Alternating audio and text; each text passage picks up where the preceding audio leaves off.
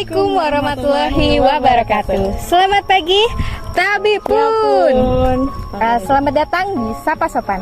Sabtu pagi sajikan obrolan penting anti narkotika. Yeay, hari ini ada episode Episode spesial nih, Sapa Sopan. Episode kali ini kita spesial nih. Kenapa spesial? Karena kali ini kita tidak menghadirkan bintang tamu dari luar nih, Kak. Kenapa tuh? Karena spesial. Jadi di episode kali ini saya akan tanya jawab nih sama Kak Ulfa selaku penyuluh narkoba di BNN Kabupaten Tanggamus. Ya. Jadi kita bakal tanya jawab pertanyaan dari netizen ya, Kak, ya. Karena banyak banget nih ternyata teman-teman di rumah, sober di rumah yang penasaran banget dengan hal-hal yang berkaitan dengan narkotika. Makanya kita jawabin nih. Jadi daripada lama-lama langsung aja kita mulai lah ya, Kak. Pertanyaan pertama. Apa tuh? Salah satu penyebaran narkotika katanya melalui vape. Lalu di sekitar kita ini banyak nih, Kak, yang pakai vape. Jadi bagaimana nih tanggapan BNN? Apakah benar isu tersebut? Waduh, tentang vape ya. Iya. Jadi gini nih teman-teman yang ada di rumah sober, salah satu penyebaran narkotika itu ada yang dari liquid vape, benar. Karena apa? Sudah ditemukan di beberapa tempat itu liquid vape itu ternyata mengandung zat-zat narkotika. Jadi dari liquidnya itu ya, Kak, ya? Bener banget. Nah, gimana sih caranya kita untuk mewaspadai hal tersebut ya? Yang pertama, Kak, sarannya adalah untuk sebaiknya tidak menggunakan ya, karena kan tidak baik juga untuk kesehatan. Kan? Nah, yang kedua, kalau memang sudah mengkonsumsi vape, maka harus memilih liquid yang memang sudah BPOM, contohnya sudah resmi. Oh, sudah gitu. BPOM, sudah halal ya, Kak. Dan juga ini berlaku untuk semua jenis makanan dan apapun yang beredar ya. Jadi kalau mau beli sesuatu tuh harus dicek and recheck lagi. Jangan langsung hantem aja. Udah selesai nih, Kak? Udah. Oke. Nah, lanjut ya, next. Jadi Kita pertanyaan move on. kedua. Bagaimana sih, Kak, cara mengetahui kalau misalnya saudara kita atau adik kita atau tetangga kita nih ternyata dia penyalahguna narkoba? Kelihatan nggak sih, Kak, ciri-cirinya? Oke, tentunya kelihatan dong. Jadi ada banyak sekali ciri-cirinya ya, Kak Oti ya. Jadi salah satunya adalah matanya merah, karena biasanya kan orang yang pakai narkotika itu tidak istirahat ya, jadi otomatis akan matanya merah, lesu, terus kemudian juga ada mimik muka yang berbeda ya, seperti gerakan-gerakan pada mulutnya itu, dan contohnya adalah menggertakkan gigi ya. Nah, itu adalah salah satu contohnya. Dan hal lain yang terlihat sekali adalah dari pola hidupnya. Jadi kalau kita punya teman dekat, kita punya orang yang emang kita kenal banget nih, kita pasti tahu kan kebiasaan hidupnya gimana. Nah, kalau orang udah pakai narkotika nih udah pasti akan berubah banget. Misalnya nih, tadi kan salah satu cirinya menggerakkan gigi. Ya, kan ada nih, Kak, orang yang tidur krek gitu. Bisa nggak kita tidur? Kamu pakai narkoba ya? Gitu. Enggak dong, kalau itu kebiasaan ya. Kalau itu kebiasaan, tidak semuanya. Tetapi pada intinya, ketika kita memang sudah dekat dengan orang tersebut, kita tahu kebiasaannya. Kalau ada yang lain, ada yang berbeda, kita juga pasti akan tahu. Jadi pertanyaan ketiga, lanjut. Bagaimana kalau kita nih curiga nih, Kak, kayaknya di sekitar kita nih ada kurir atau ada transaksi gelap narkoba atau ada bandar nih, jangan-jangan. Lalu kita nih apa yang harus kita lakukan gitu loh, Kak? Jawabannya simpel aja, teman-teman. Harus lapor. Kemana? Lapor, Pak?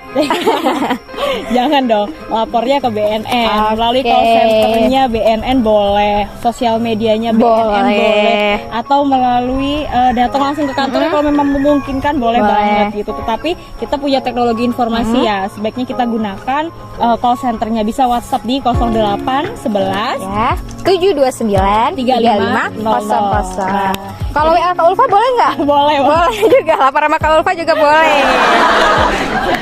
Pertanyaan keempat nih, Kak. Apa tuh? Aku pernah denger nih, ada narkoba jenis baru. Katanya narkoba itu ternyata banyak macamnya nih, Kak. Terus apakah benar ada narkoba jenis baru? Terus bisa dijelasin nggak sih Kak? Oke, bener gak sih Kak ada narkoba jenis baru? Ya. Jawabannya bener banget teman-teman. Karena apa? Perkembangan narkotika ini terus terjadi ya, setiap harinya, setiap bulannya, dan setiap waktu. Oleh karena itu kita harus waspada nih dengan narkoba jenis baru namanya NPS atau New Psychoactive Substance ya. NPS ya Kak Iya, ya? betul banget. Dan itu bermacam-macam bentuknya dan tentunya juga efeknya juga pasti lebih dahsyat daripada narkotika yang sudah ada sebelumnya. Karena banyak di narkotika jenis baru itu adalah jenisnya sintetis ya, jadi buatan. Gitu, Jadi Kak. lebih bahaya banget Betul ya Kak ya? banget. Jadi sampai sekarang ada berapa sih Kak jenis narkoba baru itu? Oke, ada lebih dari 1.000 ya kalau sekarang nih. Jadi banyak banget jumlahnya dan itu terus bertambah.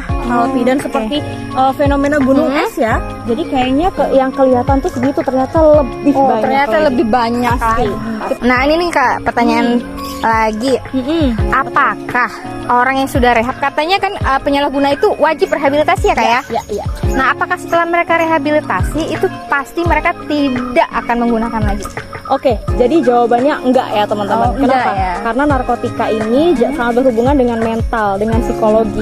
Yang mana orang yang menyalahgunakan narkotika itu pasti akan ada keinginan untuk menggunakan kembali. Walaupun sudah rehabilitasi? Betul banget. Oleh karena itu, klaim dari rehabilitasi adalah memulihkan, ya. Pulih, ya. Benar. Jadi bukan menyembuhkan teman-teman. Jadi inilah kenapa orang tuh udah deh jangan coba-coba pakai narkoba. Karena sekali coba, kamu tidak akan bisa sembuh gitu. Kamu akan memiliki kecenderungan lebih untuk menggunakan kembali. Gitu. Dan kalau kita sudah pakai narkoba itu, kita tuh udah beda gitu ya Kak sama manusia normal lainnya ya? Bener yang nggak banget. pakai narkoba ya? Iya dong pasti. Kenapa? Karena secara mental, secara kesehatan sebenarnya sudah terpengaruh Kak Oti. Sedih banget ya melihat generasi muda sekarang ternyata banyak yang justru coba-coba narkoba, malah ada yang udah kecanduan, banyak malah kan yang udah kecanduan. Padahal kalau kita lihat lagi gitu banyak hal-hal positif yang bisa digali oleh anak-anak muda dan jangan sampai ikut-ikutan pakai narkoba. Oke, bener tuh. Kayaknya segitu dulu deh Kak. Udah Kita habis ya? jawabin pertanyaannya. Kita simpan lagi untuk episode Oke, selanjutnya ya bener. Kak ya. Jadi pertanyaan yang belum terjawab akan kita jawab di episode Next selanjutnya.